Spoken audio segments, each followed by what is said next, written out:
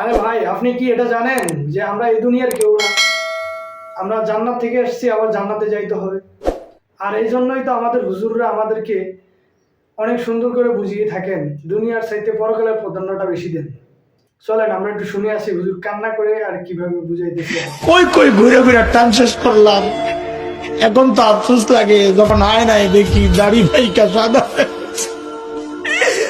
যখন দেখে চোখ সাদা হয়ে গেছে বুঝি আরে টাইম তো শেষ। ডাক্তার এসে বলবে যে কোনো মুহূর্তে। আমি কি করলাম? আরে ভাই, কে আমাকে আপনাকে গ্যারান্টি দিল যে আমাদের মৃত্যুর যন্ত্রণা হবে না? ওবার তো গ্যারান্টি পাওয়া মানুষ। আমাকে আপনাকে কে গ্যারান্টি দিল যে আমাদের কবরে আযাব হবে না? আবু বকর তো গ্যারান্টি পাওয়া। কে গ্যারান্টি দিল যে জান্নাত পাওয়া যাব? ওমর তো গ্যারান্টি পাওয়া মানুষ। ওমরও ফিল জান্নাত। কেন এত উদাসীন হয়ে গেলাম? এই জোয়ান বয়সে আমরা যারা সময়ের মূল্য বুঝতেছি না আমরা কি করতেছি, কি হারাইতেছি। একটা সময় আসবে আমরা ঠিকই বুঝবো, আফসোস করবো, কিন্তু কোনো লাভ হবে না। এই সময়গুলো আর কখনোই ফিরে আসবে না। চুল পাইকা সাদা এখনো গুণা ছাড়তে পারে না। দাড়ি পাইকা সাদা এখনো গুণা ছাড়তে পারে। কবে ছাড়বেন? ও বাপ, কবে ছাড়বেন গুণা বলেন? যুবক ভাই আমার, আয় কাছে আয়, তোর পাও গুলা দে, আমি একটু হাত চালা একটু বইলা যাই। গুণা চাই হাবে যাবে জায়গায় টাইম পাস না করে মালিককে টাইম দে। ভাবিস না বুড়া হবি, আমল করবি, ভালো হয়ে যাবে, সেই সুযোগ তুই পাবি। আরে মৃত্যু বলে কয়ে আসবে না রে ভাই। কে জানে এই মজলিসও এমন মানুষ আছে যার কাপড়ের কাপড় দোকানে চলে আসছে। এমন তো হইতে পারে কাকে খবর পাইতে পারেন বয়ান করে গেল মাওলানা হাসান জামিল তো দুনিয়ায় না। এমন তো হইতে পারে। কোন ভরসা এইভাবে চলতেছি বলেন না? কোন ভরসা? সারাদিন মালিকের থেকে দূরে, সারাদিন দূরে, দুনিয়া দুনিয়া দুনিয়া।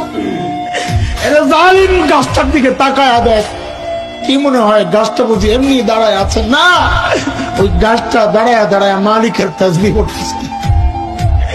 যে নিকৃষ্ট কুকুরটারে তাড়ায়া দিচ্ছ, খবর নাই ওই কুকুরটাও রুকুর আলো মালিকের তাসবিহ পড়ি না কেবল আমি আর কি।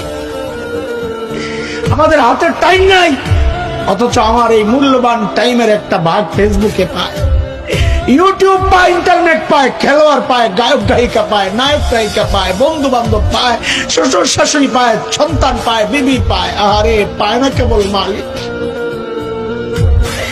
মালিককে টাইম দেওয়ার সময় আমার হাতে নাই। একদিন তো আফসোস কর ভাই, কি করলাম? ইয়া লাইতানি কদ্দামতু লিহায়াতি, ইয়া লাইতানি। এই জীবনের জন্য যদি কিছু পাঠাইতাম।